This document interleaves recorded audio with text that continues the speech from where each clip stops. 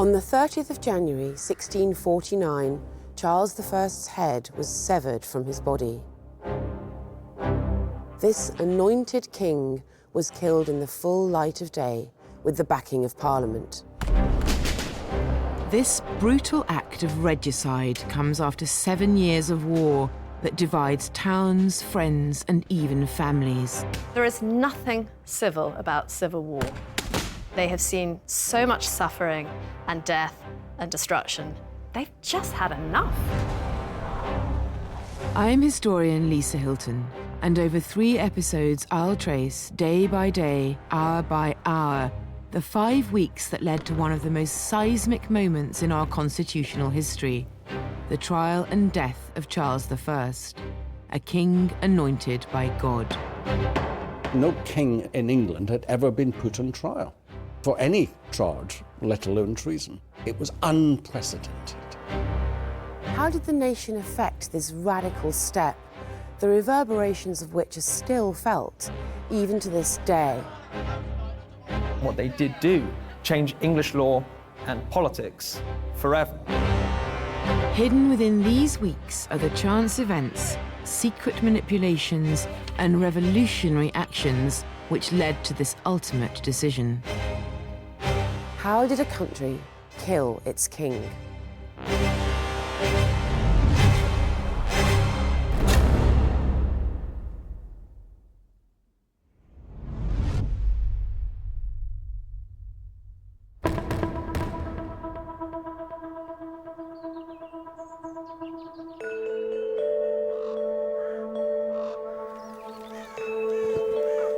It's Christmas Day in the year of our Lord 1648. King Charles I is spending Christmas imprisoned in Windsor Castle. He has lost the Civil War after being captured 18 months earlier by his enemies in Parliament.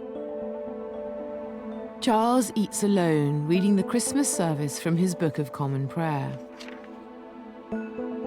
His family are in exile, his beloved wife is in Paris, his eldest children are scattered across Europe, the youngest are in parliamentarian custody in England. There's no family Christmas for Charles this year. And here in Windsor, Charles isn't the only one having a quiet Christmas. The Puritans are in power, and they've done their best to ban what they consider to be a pagan festival. There are laws making the exchanging of gifts, the wearing of fine clothes, feasting and dancing punishable with a hefty 5-shilling fine. It's not exactly festive.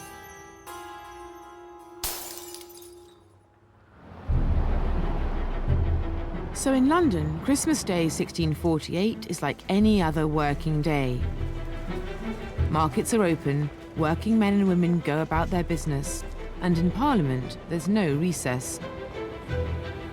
And today they're urgently debating the future of the country. That all depends on what to do with the king. In theory, the king and Parliament should work together, but the events of the past 7 years have put an end to that. MPs now speak openly of Charles as a man of blood, and they demand that he be made to answer for the horrible violence of the Civil War.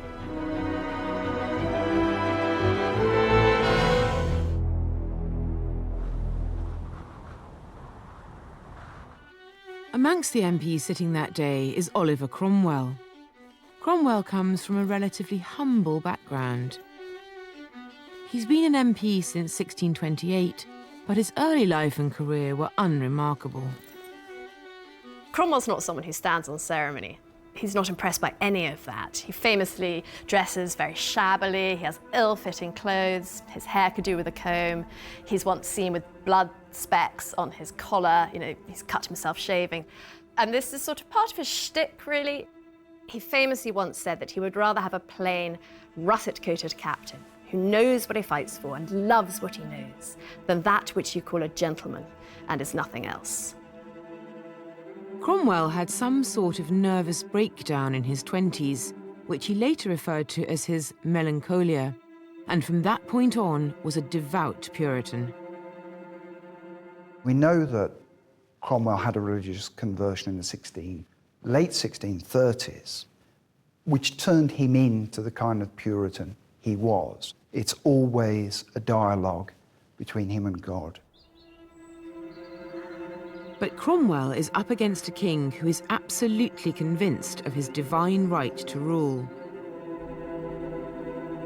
Charles believes that he's answerable to God, not Parliament. But the reality is that he's a prisoner of Parliament. And for the last 3 years, they've tried to get Charles to agree to limit his power. Parliament keep negotiating. They keep going back to Charles, saying, you know, come to terms with us, come to terms with us. And these negotiations are going on and on and on. Cromwell by nature is a negotiator. He wants to have a settlement between the army and Parliament and the king. What he wants is for the king to come to some kind of constitutional settlement, to something that's like a modern constitutional monarchy. So far, Charles has refused to compromise. He was not prepared to give up. He was not prepared to deny his God. He would not agree to that, and that was demanded of him. For him, it's very simple. You know, his will is God's will, and he is accountable to no earthly authority. As night falls on Christmas Day, in a last-ditch attempt, Cromwell sends one of his parliamentarian supporters, the Earl of Denbigh, to reason with the king. The story goes that Charles refuses to see Denbigh and turns him away without even hearing the offer from Parliament.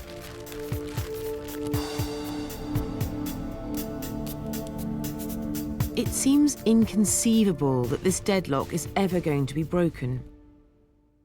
The time to negotiate has come to an end. Tomorrow, Cromwell and Parliament will have to think of a new way to resolve this stalemate.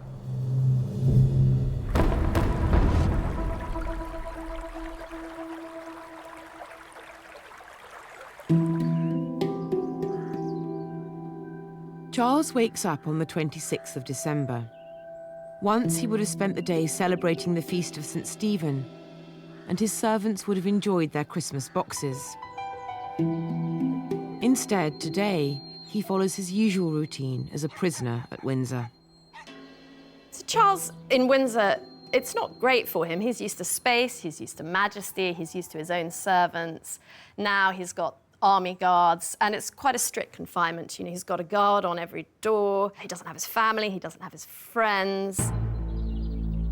So Charles was becoming increasingly confined.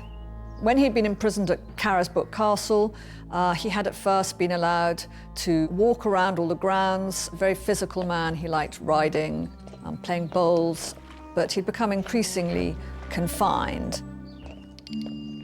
Carisbrooke had even been allowed to see a woman who was reputed to be his mistress, and he sort of wrote her rather racy letters saying that he wanted to meet her in his private closet and give her a good swiving. Anyway, there was definitely no swiving to be had at Windsor that Christmas. Parliament does allow Charles to have a servant of their choosing, a gentleman of the bedchamber called Thomas Herbert. Herbert later writes an account of his time with the king.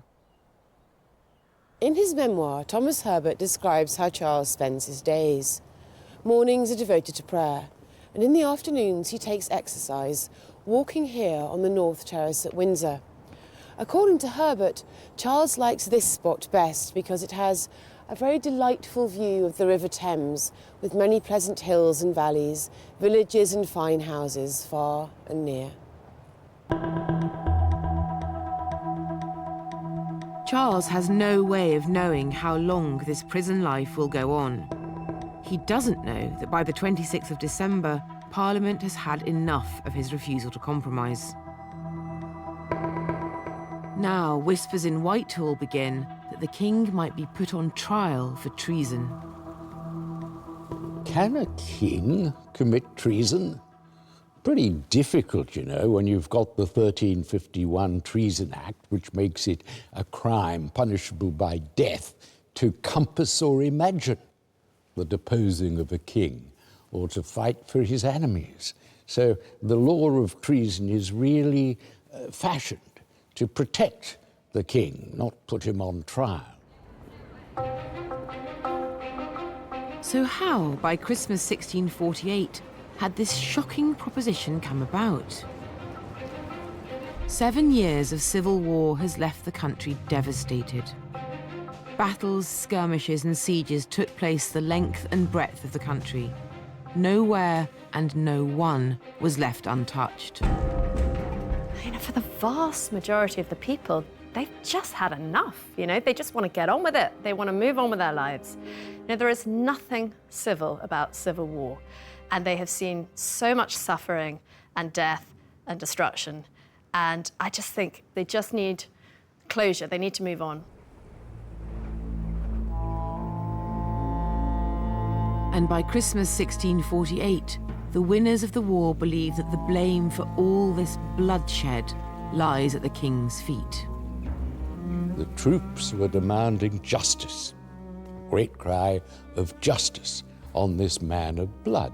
And they had good reason, because the war that the king started back in 1642 had killed 1 in 10 Englishmen, more comparatively than died in the First World War. 1 in 10 Englishmen were lying dead in the muddy fields of Marston Moor and Naseby and so on, and many more were injured and were permanently injured. The towns were full of beggars who were trailing a lost limb from the fight with the king.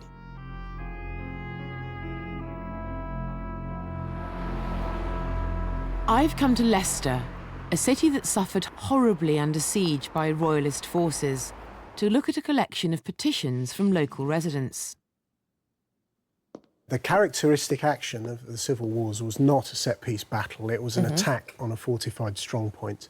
And if an army broke into a town and terms of surrender hadn't been made, then they could unleash a wave of violence, a wave of retributory violence that would have led to murder, robbery, cutting, maiming, and rape. An appalling list of consequences for someone who's effectively an innocent bystander. These documents, over 300 years old, are compensation petitions. Their claims for damages trace a litany of human tragedy. What are we looking at right here? Well, here's an example of one of those petitions from William Sumner, a tailor in the town of Leicester, to the mayor and alderman of the town, complaining that when the king's forces sacked Leicester in 1645, they'd killed his son, and that his house had been pulled down, and with the fright whereof your petitioner's wife hath been distracted ever since. It's such a vivid connection reading about William's wife being distracted, and she suddenly becomes a real person. Is that something you've experienced going through these archives? Well, yes, we've found many similar stories to this one of people overcome by grief. How many of these petitions are in existence? We estimate there are about 4,000 petitions of this ilk in the county record offices in England and Wales, plus a huge amount more in the National Archives as well. Being in the archive gave an immense jolt of empathy, suddenly seeing the casualties of the Civil War not as numbers or statistics, but as real people, people who lost their families, their livelihoods, their homes. Suddenly they become immensely and poignantly human.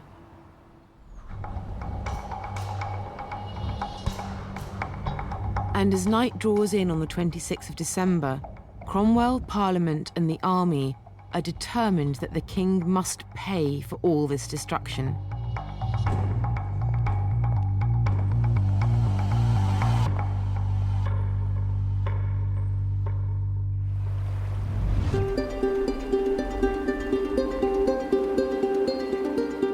The next day, Charles is confronted with a stark new reality. The Commons pass a law banning all court ceremony at Windsor. The ceremonies of state stopped, all the official doffing of caps, all the expected courtesies that would be normally afforded to a king were halted, gradually signalling to Charles, if he'd been under any illusion up to that point, that the end was coming and the sense of his kingly authority was ebbing away. Charles would have seen it as a deliberate insult to him as king. He had lived as a soldier for years. There were times when he'd been on the run, where he had slept on earth floors. So it wasn't as if he was somebody who could sort of only, couldn't stand life if people weren't sort of bowing and scraping all around him. But, he was a king, and kings were treated in a certain way. And to have this stripped away was clearly a threat and an insult. Charles is left with one small comfort. His dogs can stay. This punitive action is part of the House of Commons' plan to put pressure on the king.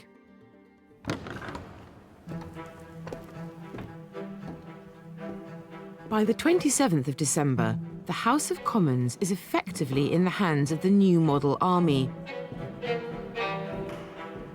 the force that had faced Charles across the battlefield. But how did a military group come to control the House of Commons? Just a few weeks earlier, on the 6th of December 1648, Colonel Pride and a battalion of soldiers from the new model army arrived at Westminster. Any MPs who still favoured negotiating with the king were blocked from entering Parliament. When the MPs demanded to know by whose power this was done, they were told bluntly, by the power of the sword. It was unequivocally a coup d'etat. The remaining 80 or so MPs became, insultingly, known as the Rump Parliament, the last remnants clinging to a stripped carcass. And that's it. At a stroke, about 270 peers are shorn from the Commons. The Rump, and I call it the Rump because this is not Parliament as we understand it. It's not even the House of Commons as we understand it. This is those MPs who are compliant with the wishes of the army, effectively. There's been a military coup. Oliver Cromwell is a member of the Rump Parliament. Officially, MPs were not supposed to hold military posts, but an exception was made for Cromwell in the light of his career. Cromwell grew up in the market town of Huntingdon and joined the new model army in 1642. Cromwell is second only in the army to the Lord General, Sir Thomas Fairfax, and is a celebrated war hero. He becomes the most able, the most courageous, the most decisive of the soldiers that are produced during the Civil War, and he comes from almost nothing. At the Cromwell Museum in his hometown of Huntingdon, there's a fabulous memento of his military career. Tell me about the sword. Do we know that this did definitively belong to Oliver Cromwell? He's got his initials on it. Where? Just here. Okay. It comes down through the family, so we'd be pretty certain it's his. It's a classic cavalry sword, both for stabbing and swiping. It is a sword that a cavalry officer would have worn. It seems overwhelmingly likely that this is the sword with which he led charges into battle. I mean, one of the things we can say about Cromwell is that he never, ever left it to others to lead a charge. He was always willing to show his own courage and his own confidence by leading. So is it the case that it was Cromwell's military career that really turned him into the leader he became? Well, I think fairly early on he starts winning battles, and he never stops winning battles. I mean, it's almost impossible to think of anyone who fought on so many battlefields and won every time. Here's a letter that Cromwell wrote on the 6th of June 1645. So by now he's just been appointed as the head of the cavalry of the National Army, and he's about to plan the battle that is to happen at Naseby, and yet he is able to tell two of his loyal men that he'd recruited himself there's a weakness in the defences. And the fact that he signed the letter with his full signature implies a degree of communication, of intimacy with his men, a degree of respect between them. And it's a strong, bold signature, isn't it? Look at the way the sea is formed. I mean, the big sweeping sea. His signature on it, a handwritten note written under pressure before one of the greatest battles in English history. It's a wonderful example of this, strong, purposeful, determined handwriting of a man confident that he was on the winning side. Cromwell's military prowess gave him huge influence, and by the 27th of December 1648, he's moved a long way from his humble roots in Huntingdon. He's moved his family to a house in Drury Lane, but he spends most of his time closer to the centre of power, Whitehall. Cromwell is now occupying a house known as the Cockpit within Whitehall Palace. However, his critics note that he's gone even further. Not only is he living in the palace, he's actually sleeping in one of the king's magnificent beds. Cromwell's military brilliance has got him this far, but as yet on the political battlefield, he's made no progress against the king. But all that is about to change.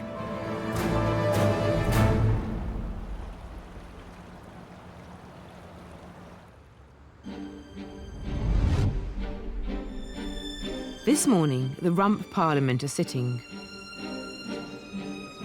What was once just a rumour has become one step closer to a reality. Cromwell is introducing a new course of action to break the stalemate. A committee has drafted an act, what at the time is called an ordinance, that the king be put on public trial and charged with treason. To accuse a king of treason is seriously problematic on quite a few levels. Just on a basic level, how can you have Rex v. Rex? How can a king be charged with treason? And in treason trials, you're tried by your peers. A king has no peers. When the ordinance is read, there's uproar. So shocking is the very idea that Henry Elsing, the clerk of the court, leaves the house in protest. For any ordinance to pass into law, it has to go through the parliamentary process of the day. It would be initiated in the Commons, it would be read a number of times, it would then be sent up to the House of Lords, who, if the House of Lords confirmed it, would then pass into, it would pass into law. But to pass this ordinance is an even greater challenge than usual, as what is being proposed has never been considered before. In the past, monarchs have been deposed, they've been forced to abdicate, they've been killed. But what has never happened before is no king in England had ever been put on trial for any charge, let alone treason. By even suggesting having a treason trial, the only punishment for which is death, is in itself treasonable.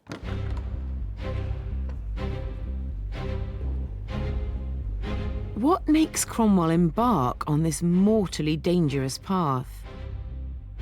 There's a clue in the powerful speech he delivers to the House. If any man whatsoever should carry on the design of deposing the king and disinheriting his posterity, or if yet any man had any such thing, he should be the greatest traitor and rebel in the world. But, since the providence of God hath cast this upon us, I cannot but submit to providence. It sounds like a riddle, but basically what he's saying is that since God has put them, the parliamentarians, in this position by allowing them to win the war, then he has no choice but to submit to God's will and try the king. Providential thinking is very simply this idea that God's hand is in everything. So whether it's something small like, I don't know, toothache or a cannon backfiring, or who wins a war, or even, whether or not you should put a king on trial for his life. People are looking for God's hand in this. Everything is part of God's greater design. What this means is there's a tremendous anxiety about Puritanism. One is always looking for God's providence. And, of course, the most obvious sign of God's providence is victory on the battlefield. If one wins, then God must want you to win, and you are thankful for that. But again and again, Cromwell refers to this idea that they are merely God's instruments. It's really the key to him, I think. He's always looking for God's approval or God's direction in everything he does.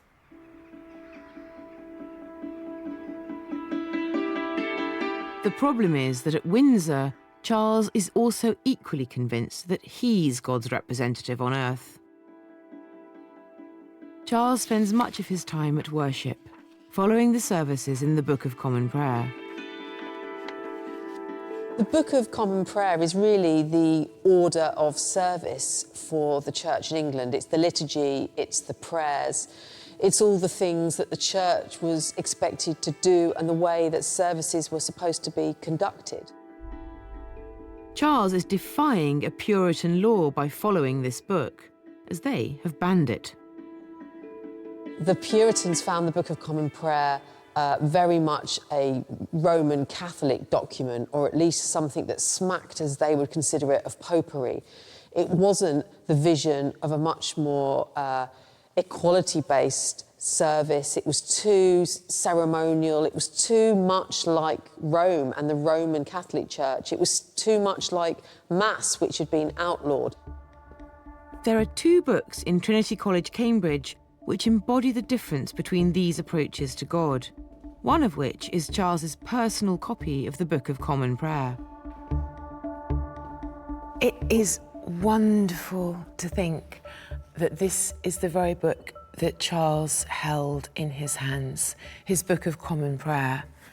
Here on the cover are the royal arms, and inside an inscription, Charles Stuart Rex, a book he took out of his closet, 1648. The Puritans may have banned the Book of Common Prayer, but they have their own godly instruction manual. This is the Soldier's Pocket Bible, first printed in 1643 and handed out to all parliamentarian troops. It's almost like a motivational rather than a devotional manual. It's divided into sections. Each section has an instruction for the soldier and then a selection of verses from the Bible to justify it. For example, a soldier must not do wickedly. A soldier must pray before he goes to fight. And my favourite, perhaps the most inspirational, and let soldiers and all of us know that the very nick of time that God hath promised us help is when we see no help in man. So we have 2 sides, 2 books. Charles, with his Book of Common Prayer, unquestionably convinced that his right to rule is divine. And Cromwell and his new model army, marching into battle with this little Bible against their hearts, convinced that they too are following divine will. On the 28th of December, the problem for Charles is that God seems to have shown where his favour lies. He has lost the war and is a prisoner. Within the mindset of the times, God has shown his displeasure. This evening in the Commons, the proposal to try the king does survive its first reading. It's a solution which could ultimately demand the king's life. Parliament is one step closer to ending the impasse.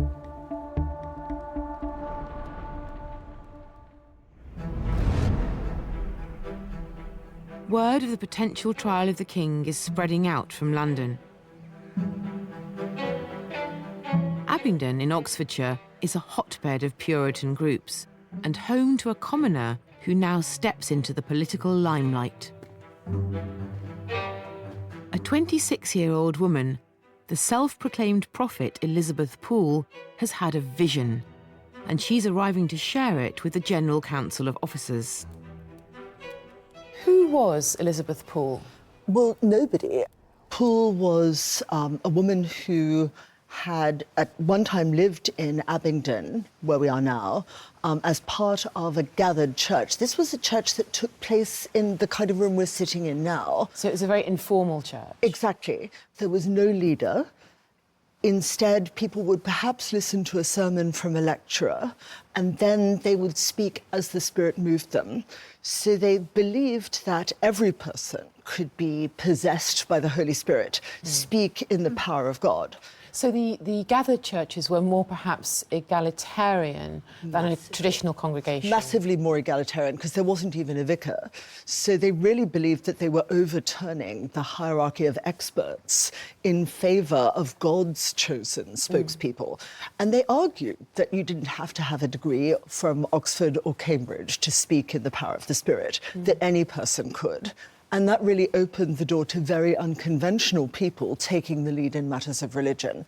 People like Elizabeth Poole. How did she come into contact with Cromwell and his fellow leaders? She approached the Army Council because she said she'd had a vision that was relevant to them. That's quite a confident thing to do. Yes, it was an extraordinary thing to do, but that was the kind of moment that it was historically. We're seeing a moment where very ordinary people are finding themselves capable of overthrowing hierarchy and saying what they believe God has told them to say. And what were Elizabeth's words? What did she claim to have seen in her vision? Well, this is where Elizabeth really played into their hands. She had a wonderfully sustaining vision of the country as a weak, crippled, feeble woman, and the army as a strong, burly young man protecting that weak and feeble woman. How extremely flattering. It was indeed. And so, of course, they listened to her really attentively and endorsed her. And Henry Ireton, an army grandee, said, "I see nothing in her but the fruits of the Holy Spirit." So what happened after Elizabeth had delivered her vision to the council? What effect did it have? Well, they were massively keen because she told them what they wanted to hear, that they were these strong, masculine figures and that the country needed them to protect it. It was also because they really wanted God to show them some sign that they were doing the right thing.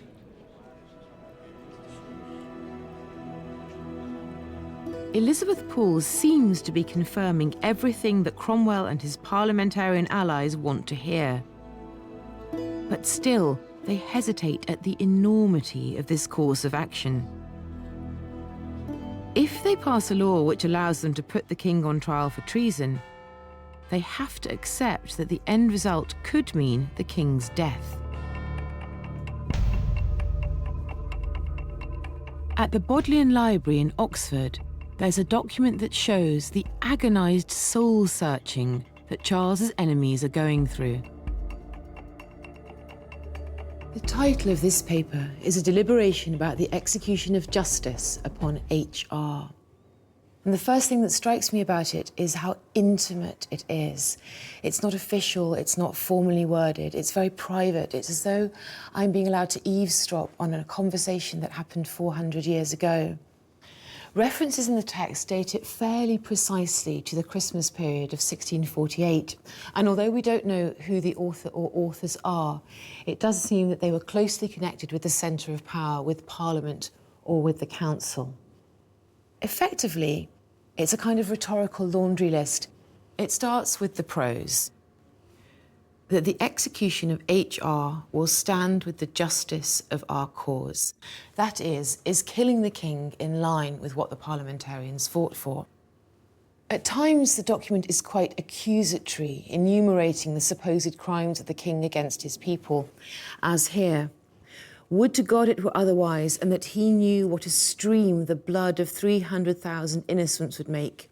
He would have thought something of a humour and of a hurrying revenge were to be quitted in himself, rather than by holding to either seek to make that rivulet a sea. Effectively, what they're saying here is that King Charles ought to want to die for shame at his crime against his own people. And then the writer's doubts start. So here we begin with the arguments against the execution of the king. The first of which is the state of the parliamentarian cause. It's not the case that they're all in unity. They're quarrelling amongst themselves, they're divided, no one knows what to do. There are many different interests at stake. And the authors summarise it thus: rocks have grown out of ourselves. It's a sort of horribly physical image of, yes, dispute appearing like cankers on the body politic. At the end of the list of arguments against Charles's execution, we find this: to have no kingly government at all, and then what everlasting inlets will there be left for torrents of mischiefs and machinations? It's a wonderfully theatrical phrase, torrents of mischiefs and machinations. And what they mean is, if you get rid of the king, then what kind of government you might have? Could it be corrupt? Could it be dangerous? Could it be worse than kingship itself? And so, the authors of the deliberation conclude, for these reasons, therefore, my vote is vivat rex. May the king live. It's all too clear from this 17th century writer's meticulous rehearsal of the arguments about the king's future that at Christmas 1648 there is nothing inevitable about what will come next.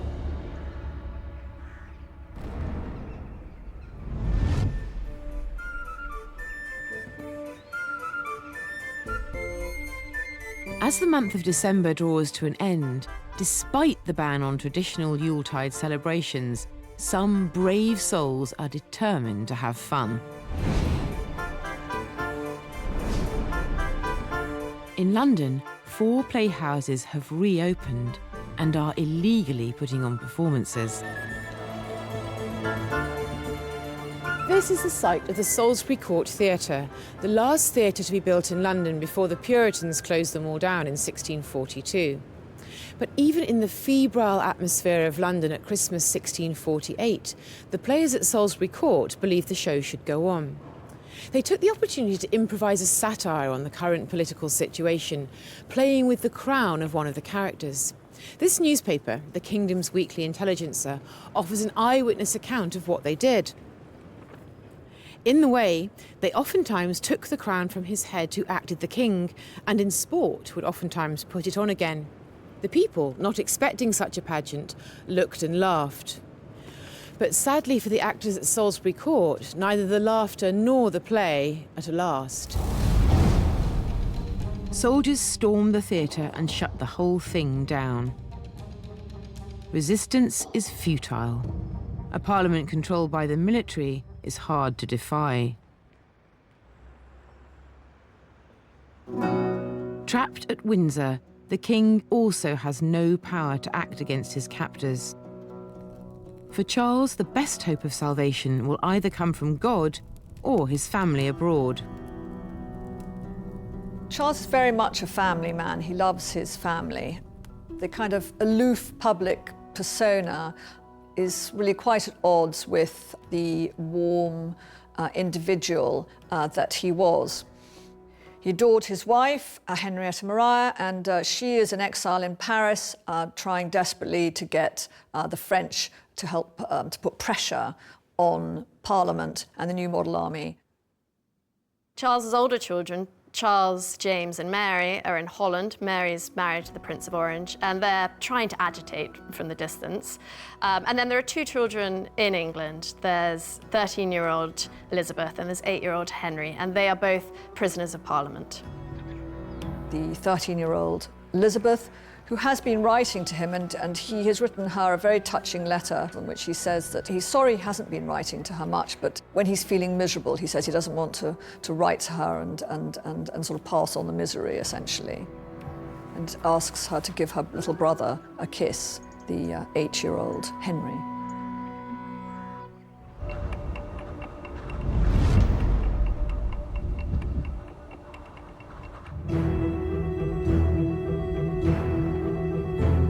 As the new month opens, the Rump Parliament is sitting, and once again the subject of debate is the ordinance to try the king. Since its last reading, a committee has been adding details to it. They're a committee of the House of Commons. They have been delegated the task of drafting effectively what will become largely their charge against the king and trying to give it some sort of statutory basis. It's a daunting task. The committee faces two huge problems. There are serious doubts amongst the MPs about the very legality of trying the king. And beyond that, there's no court or procedure through which to do it. They're struggling to find a structure for something completely new. They could have tried to put him in an ordinary court. The Court of King's Bench would be the court in which treason trials would normally have been held. But then, under the common law, then of course they would have to have a jury. And a jury, although they can be handpicked to a certain extent, are much less capable of being controlled. And their deliberations are not controlled. So even if you think you've got hot parliamentary men in the jury, that may not be the way it pans out. The committee have come up with a solution. They'll create a temporary High Court which will sit for just a month with the sole purpose of trying the king. And instead of a jury, they'll appoint carefully vetted, what they call commissioners, who will act as judge and jury in one. This still doesn't get over the problem of the dubious legal basis for trying a king. How can you have Rex versus Rex? The law of treason is really fashioned to protect the king, not put him on trial.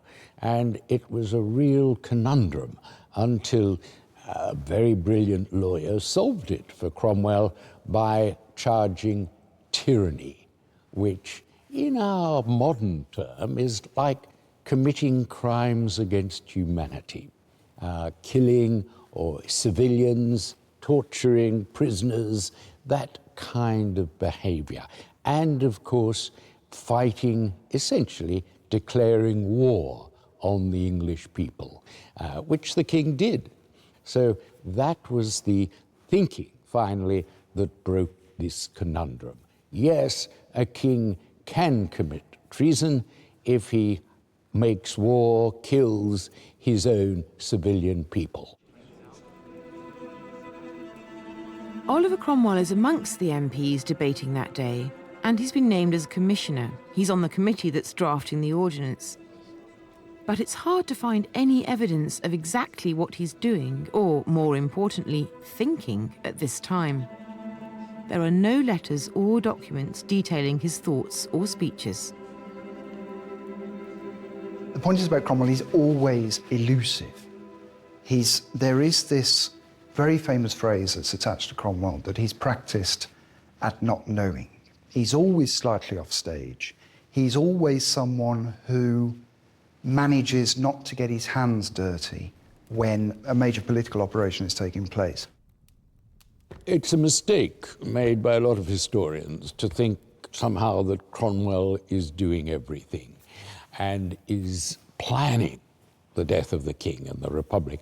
That's not the case. Cromwell, he's in a state of wonderment. He's waiting on God. He's waiting for these divine signs. Cromwell may well be waiting for a sign, but parliamentary process is rolling on. The majority of MPs in the Commons accept the committee's recommendations. The ordinance has passed another crucial stage, but it's still not law. To do this, it has to go to the Lords.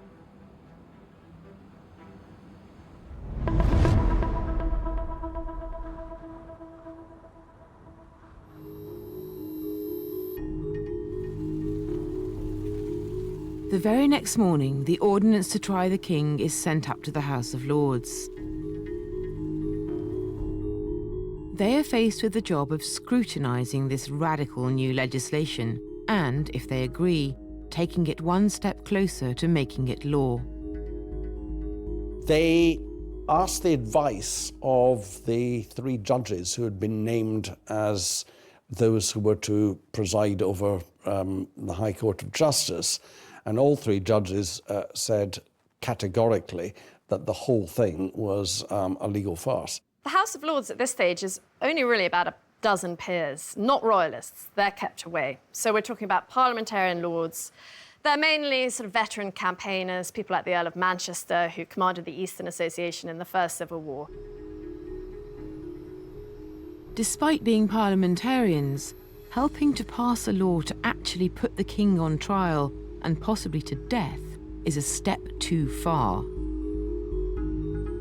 There was a good deal of nervousness. The Lord Chancellor had jumped in a carriage to get away.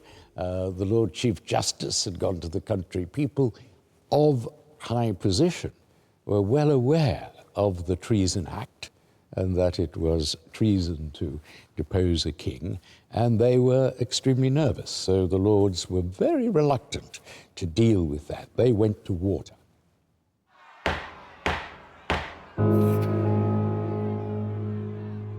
The Lords vote against the ordinance and then declare that they're adjourning for a week. I think they hope that by the time they come back, the whole business will just have been dropped. If the Lord's ploy works, it might halt the wheels of the bureaucratic machine.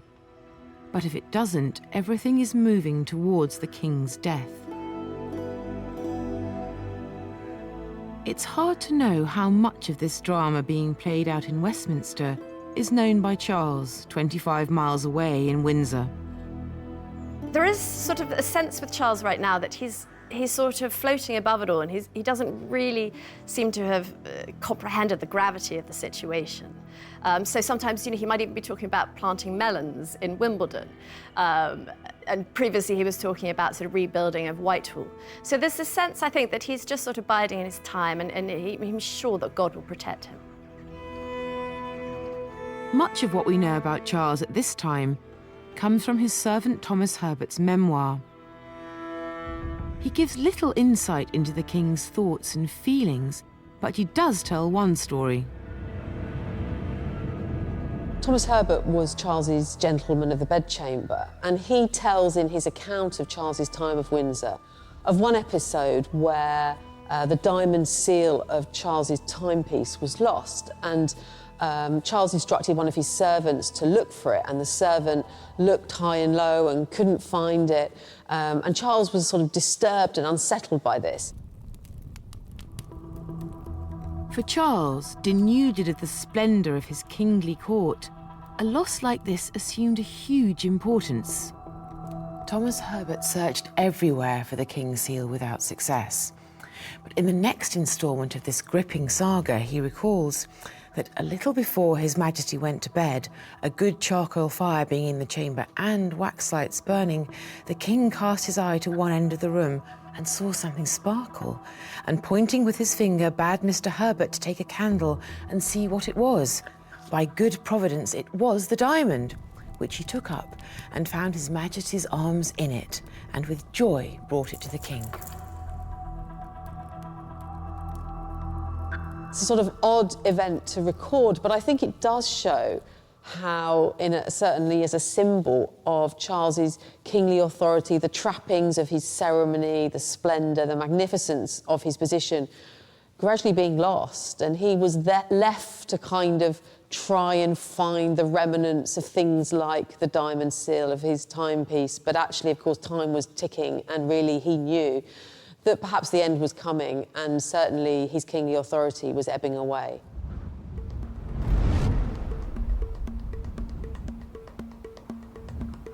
It's 2 days since the Lords blocked the Rump Parliament's attempts to pass a law to put the King on trial for treason.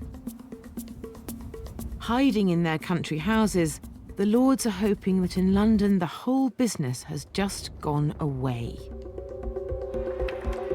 But Cromwell and the Commons have no intention of letting this happen. Now they do something truly revolutionary. This amazing document is the original manuscript of the House of Commons Journal, an account of the daily business of the House. It's more than just a record. It's a minute-by-minute live witnessing of the revolutionary events that were taking place here over Christmas 1648. And here we have the 4th of January. And this unassuming little paragraph is what I'm looking for.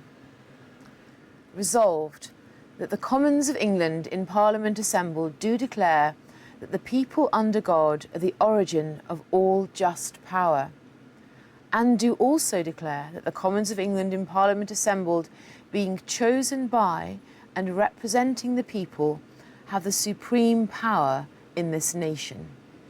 These two little paragraphs contain a revolution. They're saying that the House of Commons is the sovereign power in the country and that they have no need of the support of the Lords or of the King. In other words, we're going ahead, Britain, or at least England, is now a republic. Although they don't realise that. They don't get what the implications of their actions are on the 4th of January. But the direct implication is that England is ruled directly by Parliament and by the House of Commons. You know, it feels really kind of technical and you know, picky to us, but it's a kind of constitutional revolution, because what's happening is the Commons is passing an act without any intervention from the Lords, without any intervention from the King. So that in itself, well, let's say it was revolutionary. And it's sort of circumventing parliamentary process, it's laughing in the face of the rule of law.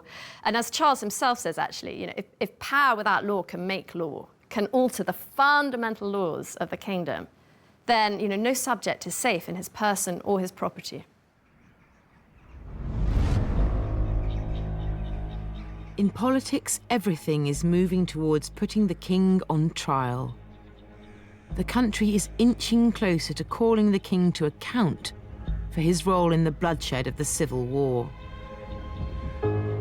But God is never far from politics, and despite the revolution in parliamentary procedure, those in power still want reassurance of divine approval. And in Abingdon, Elizabeth Poole, who a week earlier prophesied that Parliament was the protector of the nation, now has a new vision. So Elizabeth went back to the council on the 5th of January. Yes, and that was also when she produced this. Wow. Which is a publication of her vision. So she went public with what she was telling them. She sold her story to the papers? Pretty much, yeah. What did she actually say? Well, this is where I would suggest that what she did was offered a gloss on her vision. Whereas the vision had been interpreted by the Council of State as this immensely ego-salving tale of them as healthy young men. A flattering endorsement. Indeed. Poole was evidently dismayed by the way that they interpreted and, in a way, nicked her prophecy as an endorsement to put the king on trial for his life. She said something that really devastated the council's egos. She recast her vision and explained that for her, the king was the husband and Parliament, including the Army Council, were the wife. And therefore, she said, I'm afraid you can't divorce your husband, because that is the case in English law. You never heard, she said, that a wife might put away her husband. And then to make it a bit worse, she went on as follows. For all that pass by and behold her will say this was a strumpet and not a faithful wife that rejoiceth at the fall of her husband. And contrariwise, the faithful wife mourneth in secret for him. So she's now casting Parliament as strumpet-like. That's interesting, isn't it? Because from being sort of a strong, virile, masculine figure, Elizabeth is then, in terms of the time, reducing them to a feminine role, Right. and one which is sexually intemperate, strumpet. I mean, Yes. strumpet means tart, doesn't it? Yeah, absolutely. And we think our parliamentary language is violent now. Yes. I think you would probably be rebuked by the Speaker if you called Boris Johnson a prostitute. That's The quite Army... courageous. Yeah, exactly, but you can also go with the Army Council not overjoyed to hear this. What was the reaction of the council to Elizabeth's words? How did they respond to that? Very unenthusiastic, as you would imagine. They strongly wanted to be able to say, see, God is totally on our side. The 5th of January is known as Twelfth Night. the night when Christmas celebrations come to a raucous end. It's a night of misrule, when lords become servants and servants lords. The world is turned upside down. Elizabeth Pool's new prophecy could have upturned Parliament's course of action. But for Cromwell, events have now overtaken any doubts. In his providential worldview, the fact that the Commons are now the sole power in Parliament shows where God's favour lies. So for Cromwell on Twelfth Night, everything is, ironically, in order. But for Charles, this night of misrule is fast becoming a permanent reality.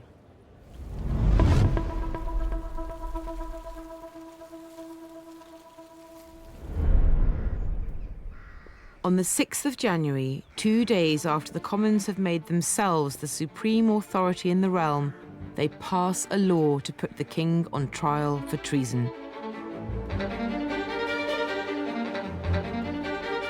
Finally, the stalemate is broken. Parliament have made their move. Now the king will be forced to account publicly for his part in the Civil War. The Commons choose Colonel Miles Corbett to inform the king. He's known amongst royalists as bull-headed, splay-footed, bacon-faced Corbett. According to reports, Charles receives the news with his usual calm. Later, he comes to walk here on the terrace, looking sadly towards London. No one, he says, has the right to try him except his God and his conscience. Cromwell has decided otherwise. During the 12 days of Christmas, what was once almost unthinkable has now become reality. Parliamentary procedure has been overruled and fundamental constitutional change made. To try a king for treason is such an outrageous, outlandish thing. I mean, this is a man that can cure people just by touching them. You know, there is something Christ-like about him to many people. So to try him is not only radical, but it's almost blasphemous. A law may have been passed in Westminster, but now the challenge for Cromwell and Parliament is to enact it.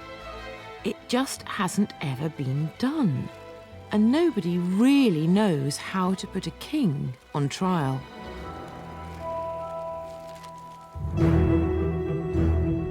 Next time, the tension rises in London. The people of London are in a state of great uncertainty, they're fearful, they're edgy.